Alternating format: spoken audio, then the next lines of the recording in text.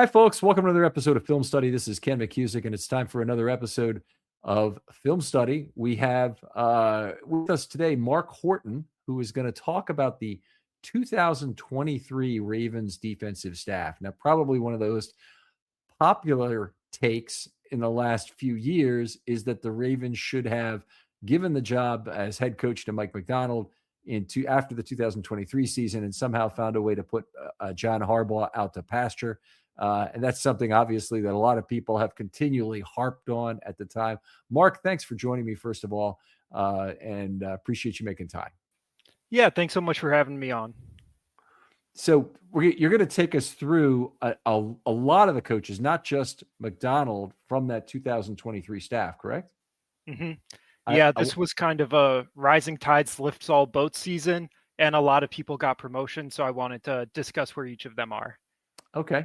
That sounds great. And we know it wasn't just Macdonald who left. They had a significant exodus of coaches in the position group levels that went on to other defensive coordinator roles. I guess 3 guys, right, left for one for OC, one to be head coach, and two others to be DCs. Mm-hmm. And then, of course, Orr was promoted to our DC position here. Okay, so yet another, it actually creates a weakness in your own coaching ranks when you have that happen. But let's, I want to let you kind of run the circus here. Take us through who you'd like to go through first. So I wanted to talk about what's happened since that 2023 season with Mike Macdonald, who's now Seattle's head coach, with Zach Orr, who is our seemingly recently fired defensive coordinator, back on the market. Anthony Weaver, who is the Dolphins defensive coordinator and may also be on the move because of coaching turnover. And then Denard Wilson, who may also be on the move because of coaching turnover there. All right. So these guys, after 2 years, different amounts of success. Who do you want to start with? First, I just wanted to frame the discussion a little bit. Just my motivation for doing this show. First of all, these names are starting to come up in head coaching searches. Specifically, Anthony Weaver has been mentioned as a coaching candidate who, as of today, it looks like is going to the second round of in-person interviews for the Ravens, is going to in-person interviews with the Steelers and a few other teams. So it's somewhat timely. I think multiple of these guys are set to move to new locations. And then, of course, when we're talking about Clint Kubiak, that's the Mike Macdonald tree now. So I hope that can be a little bit of a lens for this coaching cycle. And also, I wanted to kind of, now that Harbaugh has left Baltimore, reflect on one of the high points of his legacy, because I think it's an important aspect to every leader, how the people who work for them ultimately do. And multiple guys from this 2023 staff got promotions. And have done very well for themselves since then. And I also think it was a real developmental success story for the Harbaugh brothers, really, where, just to give some background, Mike Macdonald came in as a Ravens intern in 2014. He was promoted to a defensive assistant in 2015, a DB coach in 2017, linebacker coach in 18. And then he actually went to Michigan to work under Jim Harbaugh in 2021, which is where he developed a lot of the concepts of the now famous Macdonald defense, and then came back to be Ravens defensive coordinator in 2022. So first of all, great history of that. And this is the case of a lot of really successful coaches, is they move every year, often between teams. And the Ravens had, I guess, a little bit of that in the internship he served at Michigan, but he remarkably stayed with the organization, and maybe more importantly, stayed with the organization's extended family at Michigan to serve that internship. Still will be one of the great things ever proposed for a coach's development. And Harbaugh deserves a lot of credit for that in terms of making that happen and making it work and bringing him back for 2 outstanding years as a defensive coordinator. Mm-hmm. And a little piece of this that I actually learned studying the show. So my argument is, we talk about a lot of defensive minds in terms of schemes, what plays they're calling. But I think the Macdonald tree is actually a little bit different. And I think a lot of what made McDonald special, even though he has a kind of distinctive play calling style, is really the way they call plays. It's called modular play calling. They go by a few names. So in effect, instead of having one play call that describes the whole play, you have a play call for your formation of your front, you have a play call for your pressure, and you have a play call for your coverage. And Hmm. they have a very distinctive teaching style. So this is actually quite uncommon, and it's kind of a redesign of how NFL defenses are called and taught. But the idea is that every player understands what every position group is doing in effect, and you give the defensive coordinator a lot of freedom to call a lot of different plays without leaning on new terminology because you Hmm. have these Lego pieces that you can stick together into a play. And Um, offenses have had this for a long time because their skill position players. Okay, let's start with the offensive line. The offensive line has a set number of things that they do, and they read the same keys on a lot of plays. And what the offensive skill position players add to that is usually like window dressing. I've heard it called by Coach Evans. Other people call it different things in terms of that's the variation you run around these offensive line concepts. And then the receivers as well have their different set of route combinations that they're taking as well as that, where they might get 159 or whatever as their set of routes they're running on that. And it's interesting because you're talking about the defense being all three levels really understand what they're doing, but in an offensive huddle, I've often heard people say that what they're listening for is blah blah blah blah blah blah blah 159, and when they know when they're the Z receiver, they know that knows they're running a 9 route out of that. Yep.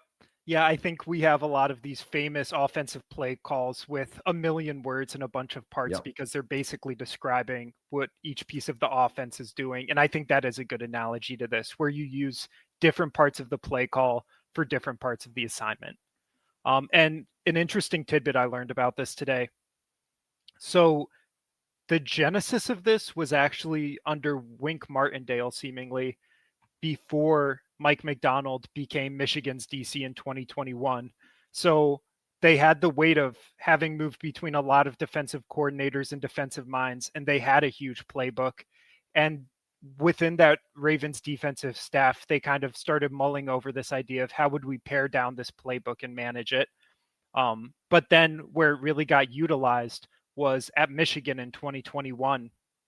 And I think it's actually really interesting that this happened in college because in college you have less professional players who might be relatively newer to the game of football, and you have less practice time with them.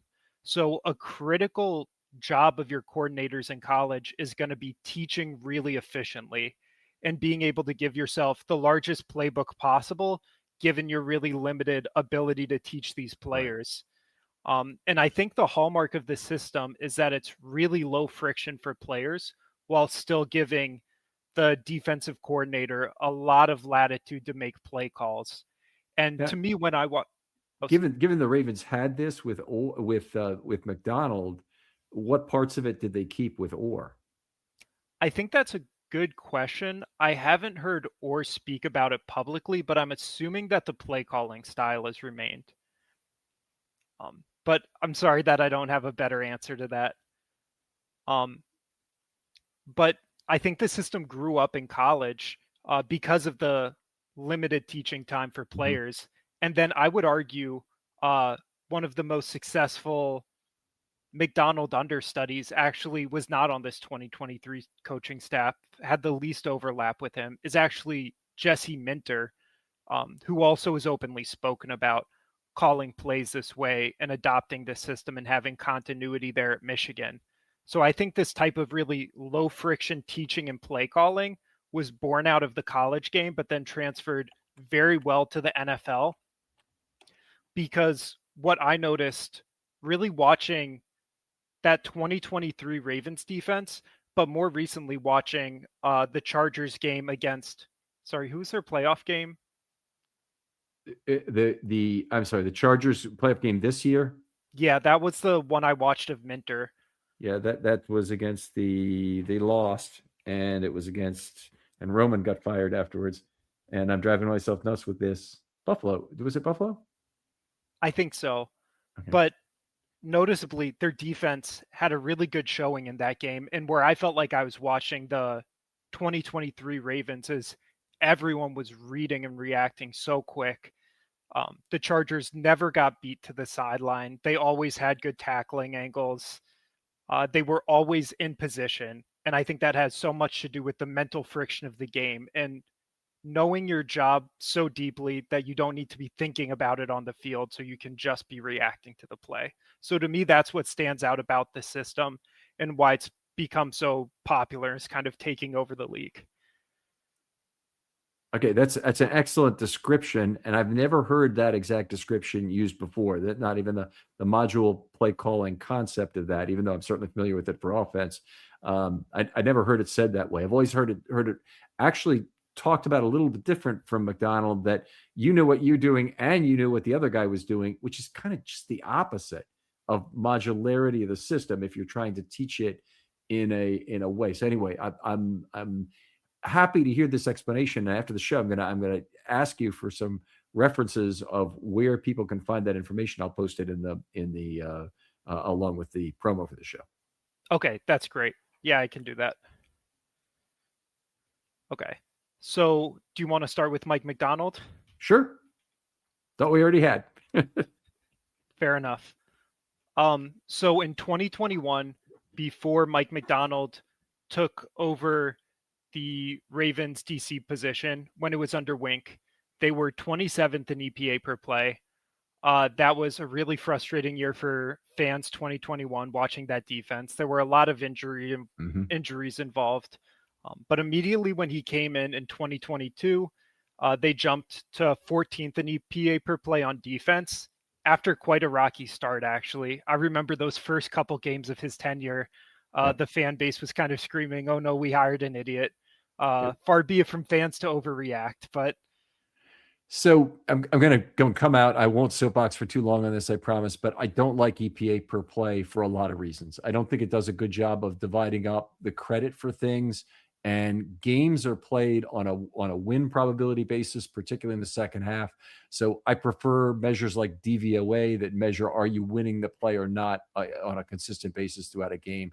To make EPA meaningful, you have to make eliminations from the play to get rid of plays that are happening under certain circumstances, and then it becomes more of a slicing and dicing effort than it's worth to really get to the right number. So by comparison, while the Ravens were 14th in EPA in 2022, they were a minus 9.1 on DVOA. Now remember, minus is good for defense. So they were 10.0 in 2021, which is positive 10.0, which is quite bad. They were almost as good as they were bad in 2022 in McDonald's first year. It took them a while to get there. They had some problems early on, but I don't think the EPA of 14th on an EPA per play is particularly reflective of how good that defense was. yeah, I think that's completely fair. And yeah, early in 2022, you could actually see some of the growing pains of calling defenses this completely different way, where you actually saw a lot of busted coverages, especially early on. And then when the team settled in, they really started humming, and they were really, really humming through 2023, where by EPA per play, excuse me, they had the second best defense. And by DVOA, they were historic defense, minus 23.3%, and they won the Triple Crown that year in terms of scoring and sacks and turnovers. So they probably should have been number one in EPA per play, but they weren't. And part of that can come, and this came in with the 2000 Ravens as well, is you give up a few big plays, playing soft with a big lead, you can change your EPA numbers in a way that is not meaningfully negative. Mm-hmm.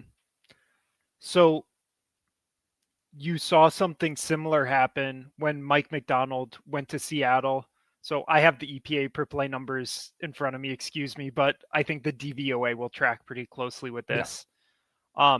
They were 29th in EPA per play in 2023 before Mike McDonald got there, and then 11th in 2024 and second this year, only behind the Houston Texans. Yeah, and that jibes well with the DVOA per play, where they're they were plus 8.2% in 23. McDonald got there, they went to minus 4.9, and then they had the additional success of 2025. They're at minus 24.4. That does track with a team that's first or second in the National Football League in terms of defense. Mm-hmm.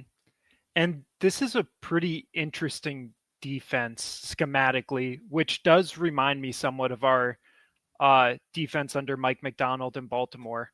So they're the 8th best team in terms of EPA per play against the pass and first against the run. So they're fairly balanced, but they blitzed the 8th least and had the 2nd lowest heavy box rate. So they really were not crowding the line of scrimmage.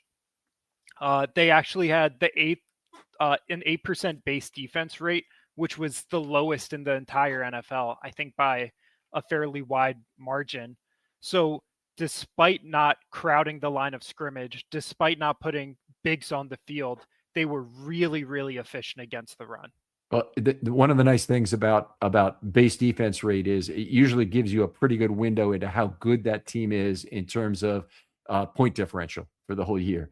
And teams that have a tremendous point differential will play tons of dime, and they will play very little base just because other teams can't run the ball against them.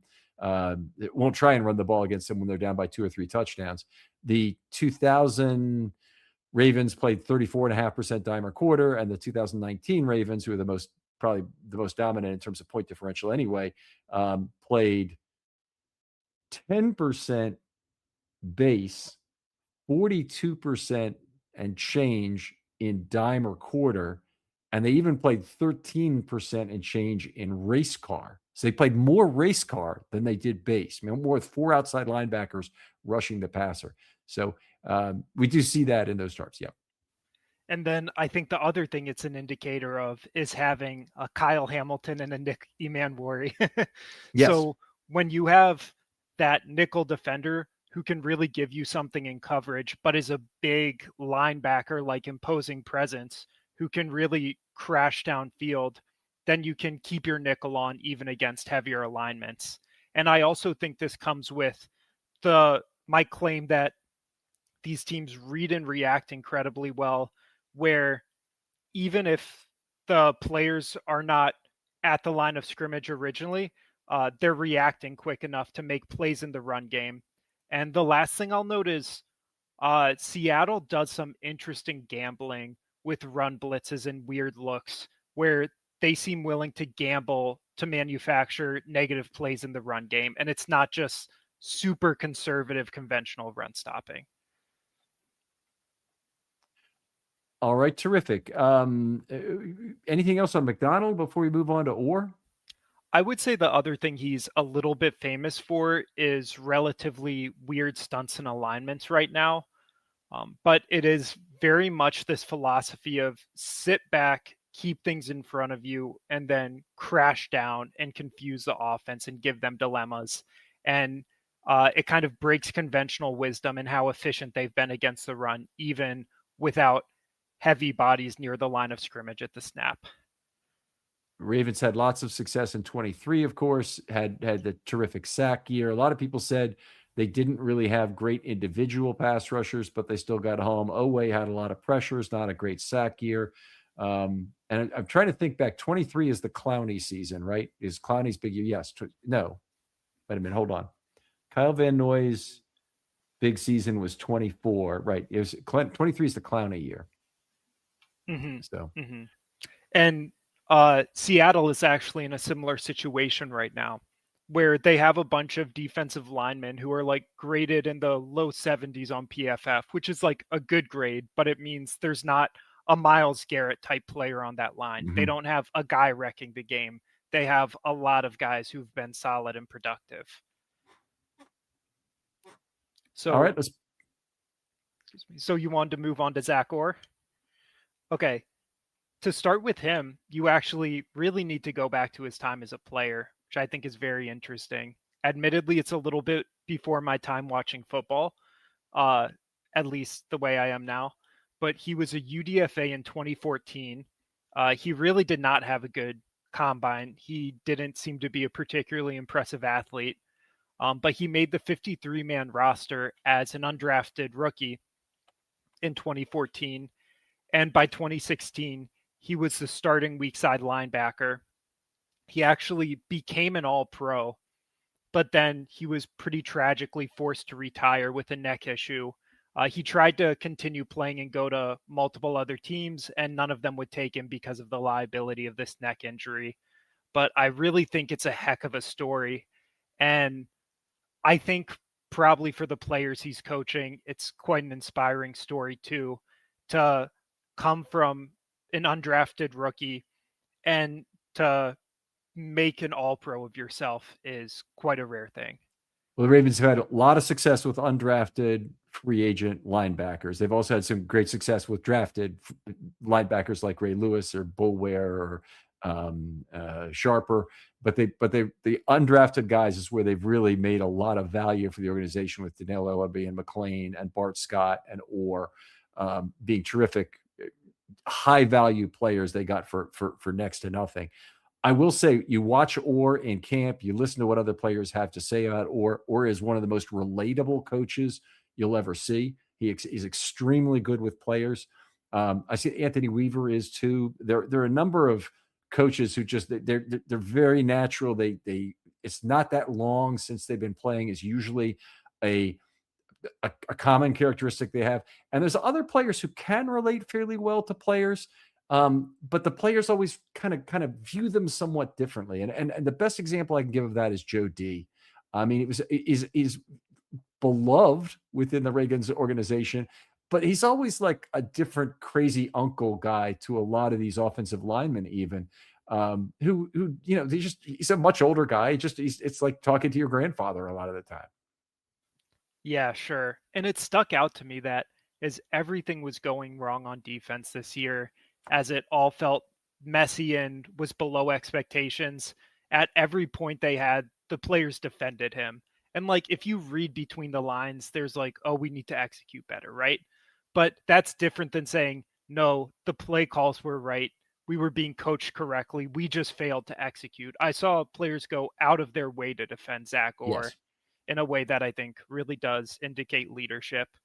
And Yeah. then if you go back to his playing days, like making an all pro of yourself as a linebacker without that athletic profile, I think points to pretty incredible football IQ and pretty incredible work ethic.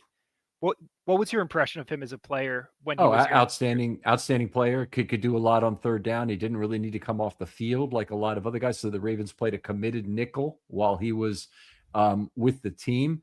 They had options at dime. At times, I was critical of Dean Pease for not bringing in an Anthony Levine, say, to be his replacement on third down. But Orr had been very good, and as soon as Orr was no longer with the team because of the injuries ending his career, Pease then made the move to bring in Levine, and Levine turned in that fantastic 2018 season, which was at the time the best for a Ravens dime back ever. And it was the very next year, Chuck Clark probably had a better year, but it was still Zach Orr is at the heart of that, is that Dean Pease couldn't find a way, or maybe more accurately, didn't want to find a way to get Zach Orr off the field on third down. Mm-hmm. So that takes us pretty cleanly into his coaching career, because basically immediately once he medically retired, he seemed to not want to step away from the game of football and decided to transition to coaching. So within the Ravens organization, he became a defensive analyst in 2017. In 2021, he went to be the Jacksonville Jaguars outside linebacker coach, came back in 2022 as the inside linebacker coach, oversaw all pro seasons from Roquan Smith and Patrick Queen. And then in 2024, he started as the DC. So he had a tough act to follow coming from Mike McDonald. So that defense was second in EPA per play and first in DVOA. If you would pull up the DVOA again, that would be great. I can. You need to see it. I'm sorry the folks on the podcast can't, but we're looking at it here. Yeah. So we went from second in EPA per play in 2023 to 10th in 2024 to 20th in 2025. And if we compare that with DVOA, in 2023, we were at an amazing negative 23. We went to a pretty good negative 8.1 to a not so great 1.2. Yeah, they're still 17th in the league, even in 2025 in defensive DVOA, which is I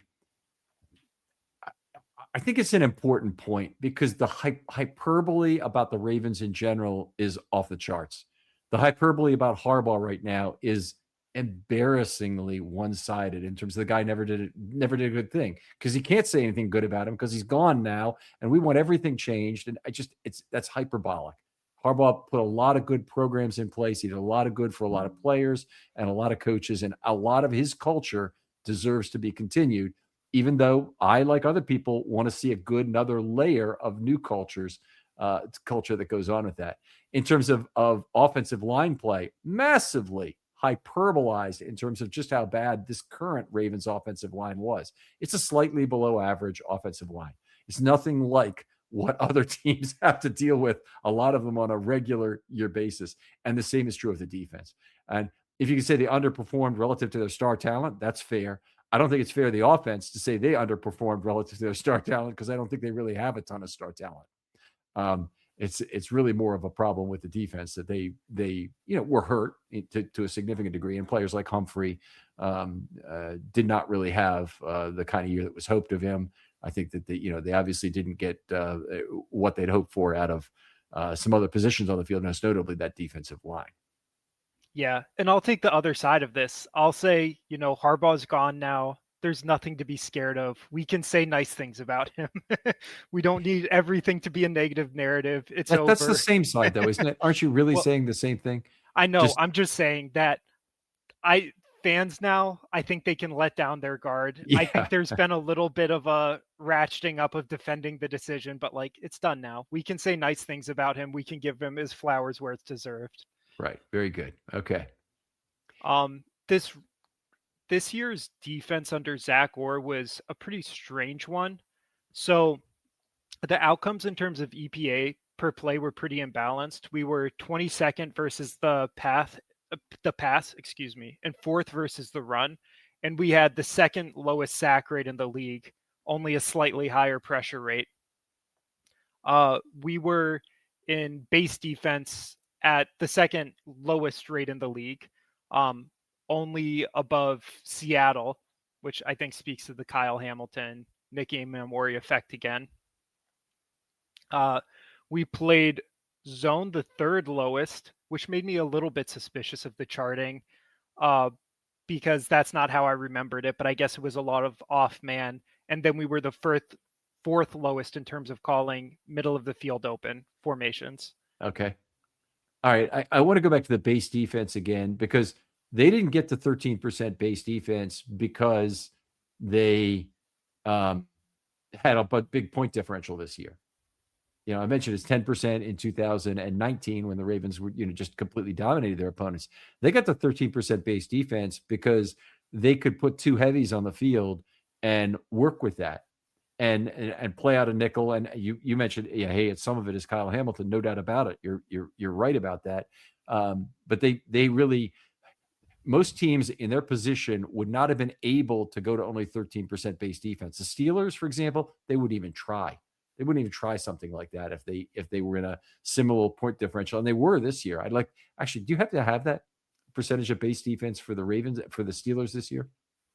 I could pull it up if you give me just okay, sure. Well, I'll just talk about it very briefly while you're doing that. Is the Steelers played a lot of base defense against the Ravens. They had 3 down linemen a lot on the field, and my guess is they probably played it against other teams as well. They may have been exceptionally heavy against the Ravens, but my guess is they probably did against a lot of teams. So the Steelers were 6th lowest in base defense rate. Wait, sorry, is that 6th highest or 6th lowest? What percentage base defense rate? 39%. Oh, that's got to be 6th highest. Okay, excuse me, 6th highest. Yes, I was looking at sub package rate and then confused myself. Take a look at the difference between this is the Steelers and the Ravens, two teams that both pride themselves on being able to stop the run. And the Ravens are actually fourth in terms of stopping the run by EPA. I didn't check what DVOA they were against the run, but they're dramatically different in terms of the personnel they use to do it.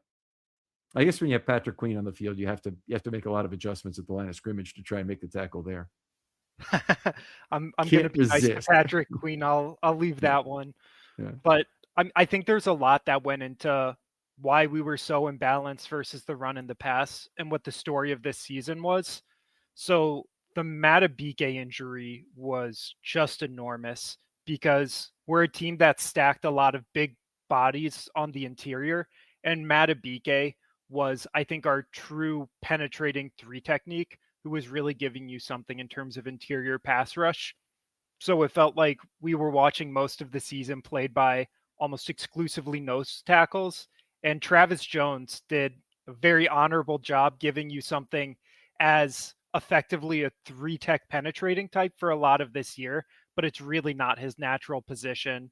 Well, let's stop you there on that point. This episode is sponsored by BetterHelp. The new year doesn't have to mean a whole new you. Sometimes it's just about feeling a little less burdened. And one thing, for instance, I'm working on is letting go of that constant pressure to have everything figured out. Like I need to be perfect or I am behind if I'm not. Therapy can help you identify what's weighing you down or holding you back by giving you an unbiased perspective so you can better understand your relationships, your motivations, and your emotions. And BetterHelp makes it easy to get matched online with a qualified therapist. Their therapists are fully licensed in the U.S. and work according to a strict code of conduct. They also do initial matching work for you so you can focus on your goals. You'll fill out a short questionnaire. With their experience and strong matching process, they typically get it right the first time. And if you're not happy with your match, you can switch to a different therapist at any time from tailored recommendations. BetterHelp makes it easy to get matched online with qualified therapists. Sign up and get 10% at betterhelp.com.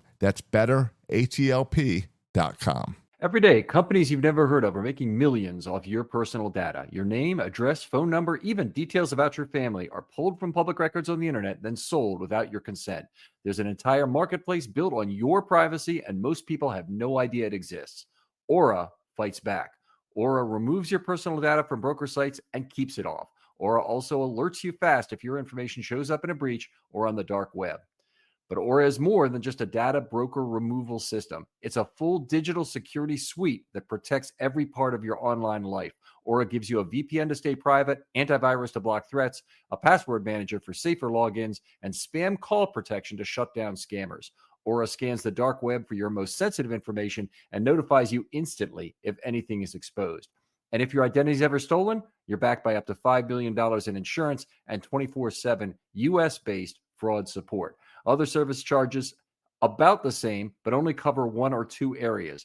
Aura gives you everything: data broker removal, identity and credit monitoring, device protection, and fraud support, all in one simple app. Aura removes what's already exposed, protects what's not, and puts you back in control. Go to aura.com/remove for complete digital protection and peace of mind.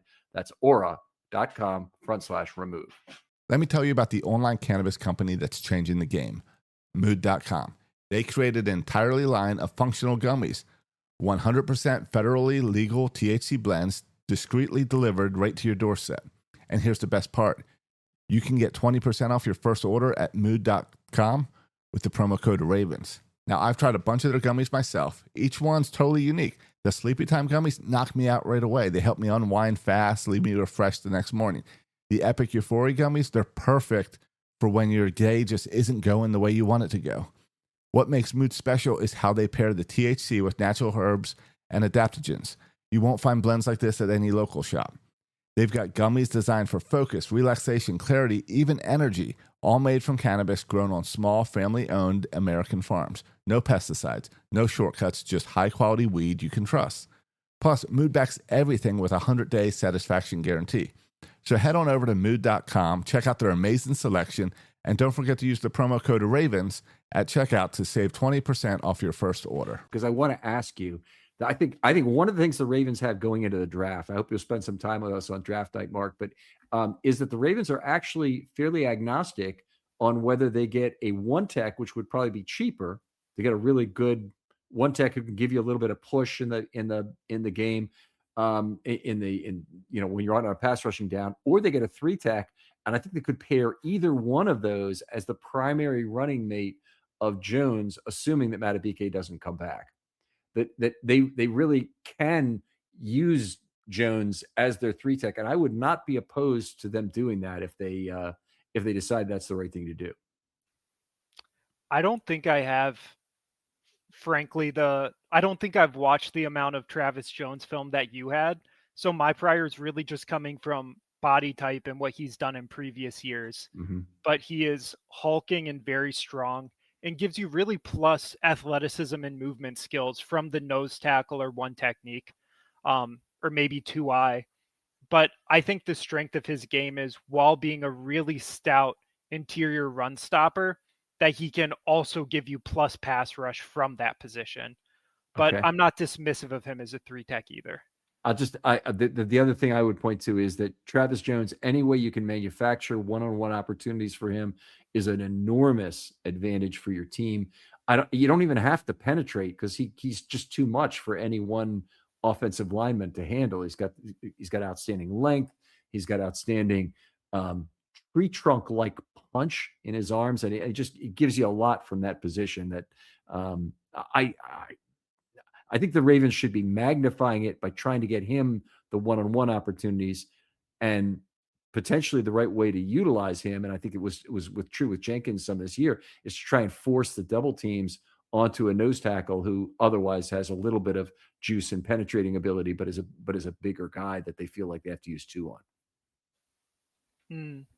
I think I am biased here because I saw Matabike go down and it feel like the line fell apart. So my bias is a little bit towards 3 technique, but I'm willing to be wrong against that one, or on that one. And then there was a lot more going on in the line in the early season. So this felt like the year where Kyle Van Noy really hit an age wall. I hope for him that he bounces back, but the quality of play just looked a lot lower. Owe got traded, but before that, I think the Tavius Robinson and Adiza Isaac injuries were actually a very big deal, because there's Myles Garrett's and Aaron Donald's in the world who are incredibly explosive athletes who can do it down after down. But like, the biology of someone who has the explosiveness of Odafe Owe is not conducive to being a snap eater. Like, if you run a 40 like that and jump like that, like, I'm not talking about fast twitch in terms of movement skills. I'm talking about fast twitch in terms of muscle fibers associated with explosiveness. Like, there's an actual biological trade-off between that kind of explosiveness and endurance. And I think Owe was on the pretty extreme side of explosiveness if you look at his testing. And then if you look at Mike Green early in the season, rookies tend to have this problem where they basically don't get an off season. They go from college football, training for the combine, rookie mini camp, and this is kind of where the rookie wall comes from. So I think when your depth guys and snap eaters went out early in the season, Owe and Mike Green especially were running on fumes and really looked like a shell of themselves. Yeah, they in Owe's case, they actually gave him the luxury car to work with. He played 133 pass snaps and only 33 run snaps with the Ravens. So it's more than 80% of his time was played as a pass rusher. It's actually not quite true, because he had a coverage snap or 2 in there. So you get what I'm saying. They gave that role to Van Noy as the year ran on, because Kyle Van Noy was running down. But you're exactly right about lacking the early down outside linebackers to really eat tons of snaps. And Tavius Robinson was their guy. He was the guy who could do it a lot, and he was leading the entire front 5 in snaps when he went out, which obviously was a huge loss for the team. He had a huge number more. I mean, he's like 40 or 60 more snaps or something than the second place guy, who was Travis Jones at that point. And I think this mixed with a lot of other factors too, where this offense was just not possessing the ball like than they've been able to in the past. So your defense is eating more snaps because your offense is eating less. Yes. I don't have the number in front of me, but I think the defense went from like 900 something to 1100 something snaps on the season. and we were like third or fourth in terms of total defensive snaps this season. And then the other thing that pairs with that is I think Zach Orr is a little bit of an old school bend, don't break, do your job guy, and didn't seem, in my mind, to be particularly willing to gamble on defense and risk the big play to try to get off the field quicker. Okay, tons to unpack there because there's two things. So first of all, let's go look at the snap count. We've been talking about this all year. Is the Ravens' inefficiency on offense in particular led to some very high defensive numbers. And I'm not saying that the defense didn't have some contribution to that lousy snap count, but the offense had more because they'd been much better at running a much higher series success rate than they had. Actually, it's called, the term is called drive success rate for some stupid reason. We think of drive as being one time you possess the ball, but its series success rate is every time you have a new first down, what percentage of the time do you get a first down or touchdown after that? And the Ravens had typically been very high in that during the Lamar era. This is a lousy year. They only had 5 games where they even had 60 snaps the whole year, which is ridiculously low. I mean, I think of it as a success when the Ravens have 70 snaps in the past, but 60 snaps is not a very high threshold at all. And so there's that. And you said something, just the second part you said, I really want to respond to as well. To me, Orr feels like a little bit more of an old school bend, don't break, conservative defense type of guy. And when you're getting snapped to death, that's going to contribute to the problem. And he seemed a little bit unwilling to break from that identity to my eyes. Okay. And I don't disagree with that statement.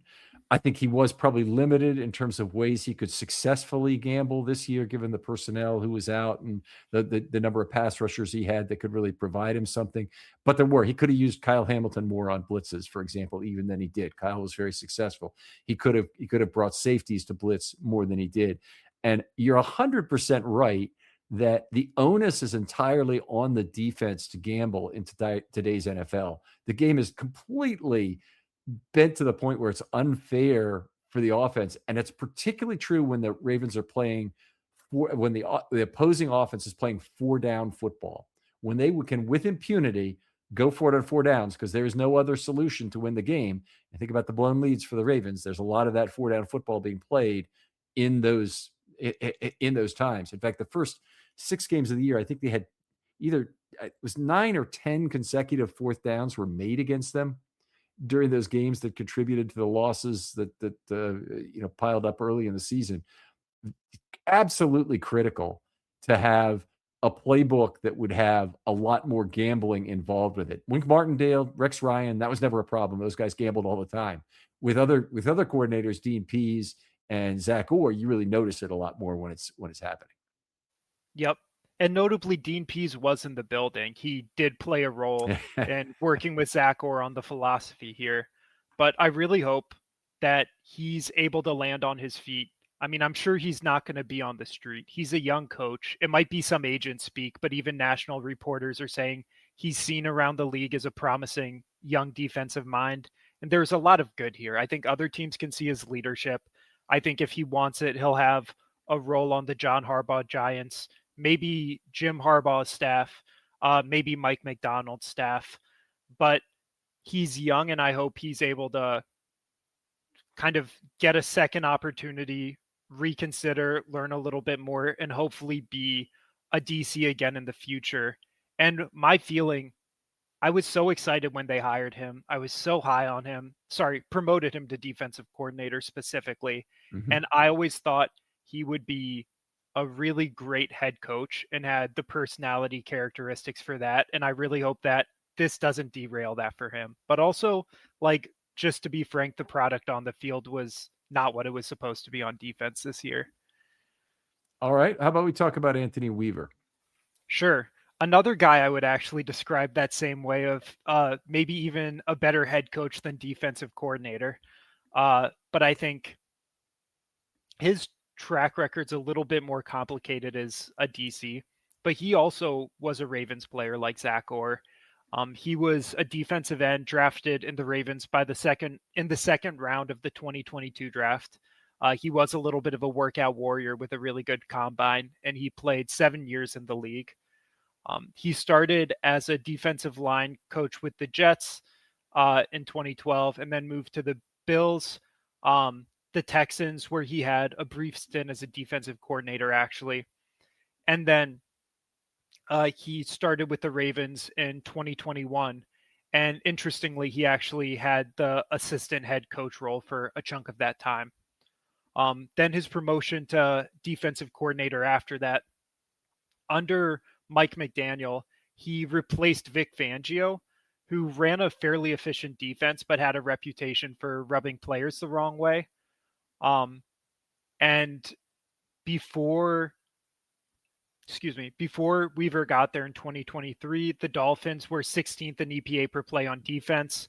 Under him, they moved up to 9th in 2024, and then they fell all the way to 27th in 2025. I think this is the one where DVOA might have had the biggest disagreement on the quality of those defenses. It's the 27th to tracks pretty closely at plus 13.3 in 25. I think the 9th in 24, Miami is almost plus 2% in that season. So I would have thought they'd be a little bit lower. Like Tennessee, I know you have that because we're going to look at Denard Wilson, but Tennessee in 24, what was their ranking in EPA per play? In 2024, so they were 26th in 2023 and then 20th in 2024. Yeah, that's an unexpected amount of differentiation. And my first response to that is going to be how much I hate EPA per play, which I've already soapboxed on this episode, so I'm not going to do it again. But it's it's a difference from DVOA. Yeah, I think that's fair. EPA per play is the free stat, so that's why I use that one. So they were a fairly balanced defense this year, 26th versus the pass and 26th versus the run in EPA per play. The really standout stat about this season is that they allowed a 72% completion rate. The next highest of anyone in the league was 69%, with the fifth lowest average depth of target. And they allowed the second highest success rate in the whole league, which is a little bit strange because they were near the middle of the pack in all of those stats in 2024. Okay, so first of all, if you're going to give up a high completion rate, you better do it with a low A dot. That means a lot of passes behind the line of scrimmage, a lot of swing passes. What we're seeing in those numbers, and it does kind of make sense to me, is teams using these short passes as a substitute or a complement to the run game. So using the pass as a complement to the run game. And that's, I think, a lot of what we're seeing there with those short passes. In particular, in the division, there are two teams that try and get the ball out quickly and to the outside against the Ravens almost constantly, and that's both Pittsburgh and Cincinnati. That's 4 games per year they play against those two. You're going to naturally have a very high completion rate on those short A dot passes, and particularly on the ones that are behind the line of scrimmage. Yep. And when you dig into that story, all of their corners got injured. So last year they were around the middle of, in 2024, they were around the middle of the league and things like blitz rate, heavy box rate. This year they were 7th highest in heavy box rate. They blitzed the 5th most. So part of this is their defensive line underperformed basically everywhere except Jalen Phillips, who had a good year and then was traded. So they really needed to manufacture production at the line of scrimmage, and they had an incredible rash of cornerback injuries. My favorite tidbit of this is there's a point where a guy named Storm Duck with a very low PFF grade was their cornerback 1, but I think it's my favorite football name I've ever seen to date. So Weaver this year was forced to rely heavily on exotic blitzes, pass rushers dropping. He was really trying to dazzle the offense and confuse them because just from a personnel standpoint, they were weak. And it seems like teams' answer to this was to force their corners to tackle and get off blocks with the short passing game. And they were just they were experiencing death by 1,000 cuts in the short passing game. Now, I'm sorry, I jumped in when you were talking about the Miami defense, and I talked about the Ravens, and I'm sorry for confusing people on that. I apologize. I'm sorry for being confused myself. And as far as Storm Duck goes, I'll give you the best baseball name, I think, in in 50 years probably of watching the game. Razor Shines was one of the really good ones. That is a great one. So the one standout player on their defense probably was Minka Fitzpatrick. And they really used him as like a Swiss Army knife, almost Kyle Hamilton type, rather than a true free safety. He's talented in both of those roles, but that kind of speaks to this almost 2021 Ravens defense philosophy of we have a bunch of injuries, we have to survive, so we have to play exotic and with a lot of pressure packages. And I remember a big fan complaint that year being we're getting killed by screens every game. So every fan base in the NFL seems to hate their coordinators and think they're the worst. So when I looked into fan sentiment on Weaver, there were plenty of people who said, this defense sucks, especially early in the year. They were really hemorrhaging. But at this point, it's actually a pretty mixed or positive fan sentiment towards Weaver, even with these really bad defensive stats. I think because fans understand how much of a personnel nightmare they had, and also saw them kind of bounce back in the middle and later in the season. And interestingly, despite the poor defensive numbers, Weaver has multiple head coaching interviews. If you listen to him behind the microphone, he's a great speaker. You never really get to know what these guys are like in the locker room, but the player perception seems to be positive, with the exception of Jordan Poyer had an interesting quote about saying nobody understood the defense in 2024. But other than that, players seem pretty happy with him. So it's interesting. Weaver, extremely relatable coach, very much a player's coach, very much a man among other men, which makes him so relatable in terms of dealing with young players. He has no problem.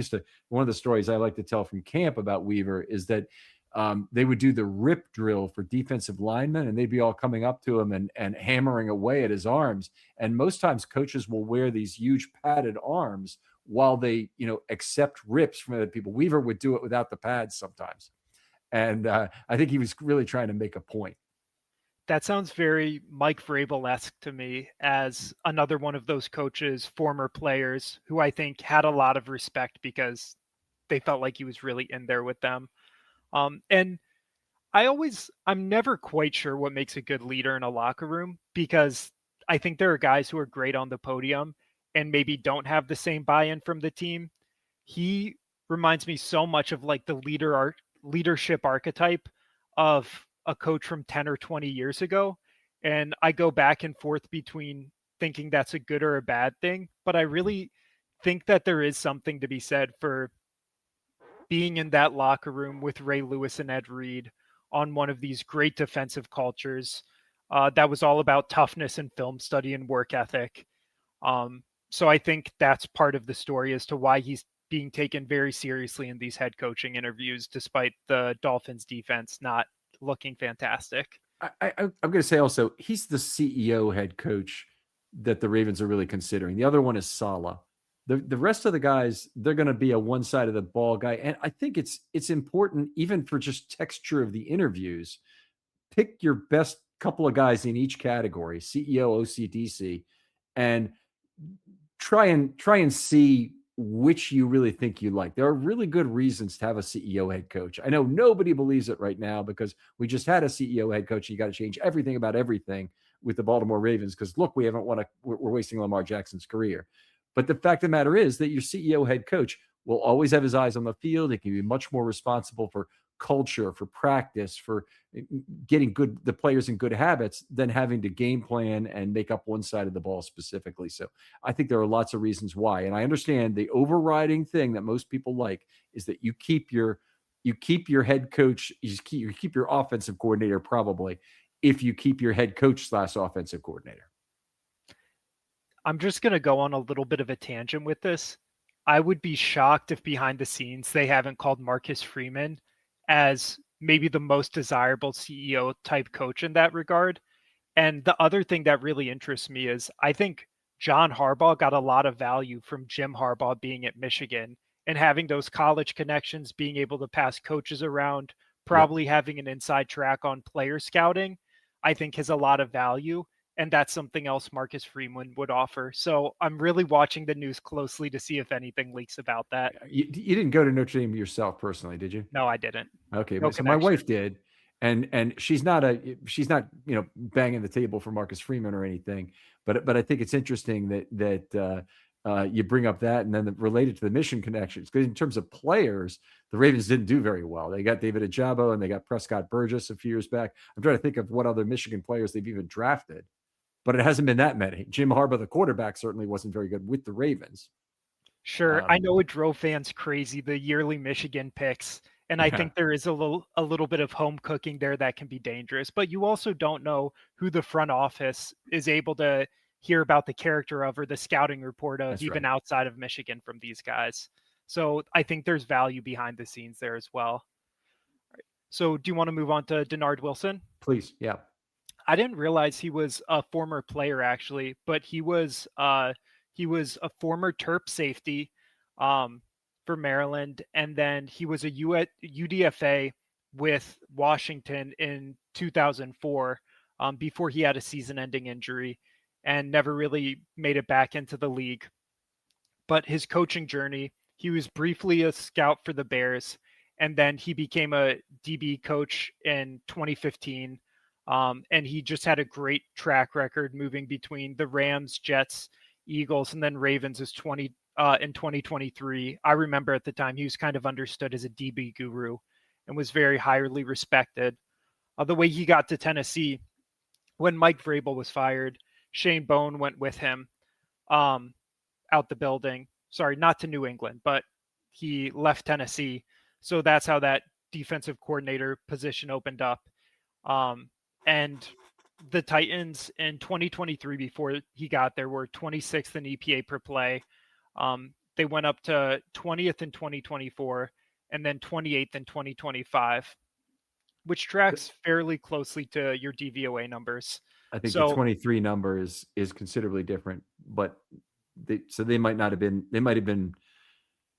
I'm just guessing in terms of DVOA that they might have been like 16th, or let's make it 18th, 20th, and 23rd. I think it would be. So it'd be somewhat close, but that 23 number is substantially different. It's off track. Sure. So this was a fairly balanced defense. They were 29th versus the pass and 18th versus the run. Unlike Weaver, who was more of a true 3-4 guy, this was like a hybrid 3-4-ish scheme. But if you listen to interviews of him going into Tennessee, he talked about how they wanted to play very aggressive. He claimed inspiration from Todd Bowles and Greg Williams. I think he wanted to play press man heavy, really coach up physical DBs and blitz a lot, which just didn't come to fruition either of the 2 years he was in Tennessee. So they were in base defense 30%, about the middle of the league. They actually blitzed the fifth least this year. They were maybe around like 20th in 2024. So they had Tavondre Sweat and Justin Simmons on the interior of the defensive line, who were really the cornerstone players of this defense. They both missed some time this year. But then, much like Anthony Weaver, they had to deal with a rash of CB injuries. So L'Jarius Sneed was one of them. And then actually former Raven, Jalen Armour-Davis. Mm-hmm. So their secondary talent was really lacking. I think didn't really allow him to do what he wanted to do. And also they struggled with edge productivity, especially after their one guy having a good season, Draymond Jones, was traded to the Ravens. They had a generalized fire sale, right? Didn't they make a number of trades at the deadline? I know there were a number of players. They didn't end up trading Jeffrey Simmons, but there were a number of players that they were talking about trading at that point. I might have missed some others. I wasn't under the impression that it wasn't a fire sale specifically because they kept Jeffrey Simmons, but there might have been more that I missed. Okay. So they were 21st in man coverage percentage this year. 21st percentile. Sorry, they were the 21st ranked team in terms of calling man coverage rate this year. They had middle of the field open coverage is the 13th most. The thing that sticks out to me is I've never seen for a unit this bad such positive fan sentiment about a coordinator. So I think there's a feeling that uh, I've seen echoed by the fans that everyone else in the building is an idiot except for Denard Wilson. So it seems like fans have quite a lot of grace for the job he did, considering the personnel situation and the Titans kind of jumping into a rebuild here. So this is a very interesting relationship between Ravens fans' view of Orr and the Miami fans' view of Weaver, largely due to basically playing better ball in the second half, maybe for Miami, and then the Tennessee view of Wilson, which Miami and Tennessee both significantly declining defenses between 24 to 25, and yet you're saying fan sentiment, what you're reading on the boards, what you're seeing there is very positive compared to what we see from Orr, where the Ravens defense undeniably had a worse year in 25 than they did in 24 and a way worse year than in 23. But it's mostly the Ravens fans who had an extremely high bar relative to Miami and Tennessee, that sounds like. Yeah, I think we thought very highly of ourselves and our personnel. There's lots of Ravens fans who are critical, especially of how the defensive line was built. But Mike McDonald's a tough act to follow. The Ravens' history is a tough act to follow. And I think these other teams saw this huge rash of injuries and trading away key players at the deadline and are more willing to entertain the possibility that coaches aren't the problem. But for me, as underwhelming as this defense was at times under Zach Orr, I will always remember the shutout versus the Bengals. Yeah. So I'm glad he had one really trademark moment here. Yeah, that was a marvelous game. It'll be one of the highlights of 25 that we take away from a very difficult season. We still remember the 21 season was a nightmare in a lot of ways, but we still remember the great game that Lamar had against the Colts, and that game. Yep. This outstanding stuff, Mark. And I don't want to cut you off from pulling the pieces together here, but are we at the end here? Basically, the one thing I wanted to mention is Denard Wilson interviewed for the Commanders DC position. So he also looks like a guy where his stats aren't gonna probably get him a demotion. And he'll at the very least have a DB coach job somewhere. But I think the perception of him is much higher than the stats, and people understand the talent situation. And now that the Titans head coach situation has changed, there's a good chance that he's on the move and a guy to potentially look out for. All right. I wonder if he doesn't become a DC with the Commanders, I wonder if there's a chance to get him back for a role like secondary coach in Baltimore, because he certainly, I'm not sure how he'd be viewed by a new incoming group, but it's certainly people in the building who still know who he was and how well he did here. Yeah, and I'm sure it depends on who the head coach is who comes in. Yep. So maybe a Jesse Minter comes in and says, you've been a coach in a similar system. I'm the play caller, but I still want a second in command DC. And I think you have a lot of those qualities, right? So maybe he is Ravens DC next. Yeah. But it's just hard to know how those things shake out until the head coach openings start settling out. But he's connected to so many head coaches and coaching trees in the league that he has a million places he could land. All right, Mark, just outstanding stuff here. You put together, this is extremely well put together. I've just done 2 out of 3 today where the other person did just a remarkable job putting their work together to prepare for the episode. This is one of the best ever in terms of that. I really appreciate it. Tell folks where they can talk football with you online. Yeah, so I'm a little bit of a ghost on social media, but despite my profile being private, my DMs are actually open on Twitter. And I love talking ball with people if anyone wants to DM me. If you think I was wrong about anything, if you think I missed anything, if you have anything to add, I'd be really curious to hear it. So my handle there is Mark, M-A-R-K with a capital M, Hor, H-O-R with a capital H, 30352650. Sorry for the annoying auto-generated one, but DM me if you want to talk about anything. And thanks so much for having me on, Ken. Oh, you're more than welcome, Mark. When I do see a handle like yours or an @ like yours, I think 2 things. One, if they're contacting by DM, it's almost always a sex worker. because there's so much of that crap on Twitter.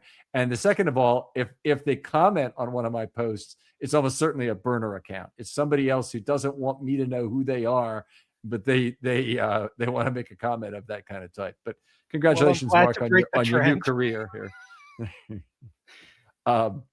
Anyway, thanks, Mark, for coming on. I'll get back to you just a second. But other folks out there, please use hashtag Filmstudy Mailbag if you have questions. I'll direct that to the proper show, whether that's a position group review, Friday Morning GM, or a 1 to 3 minute video that I'll do myself. But appreciate all the suggestions and questions received so far, and we'll keep them going. It's a long off season, and a lot of good things people want to hear about. I know. Mark, thanks again for coming on. Thank you so much. And we'll talk to you next time on Film Study.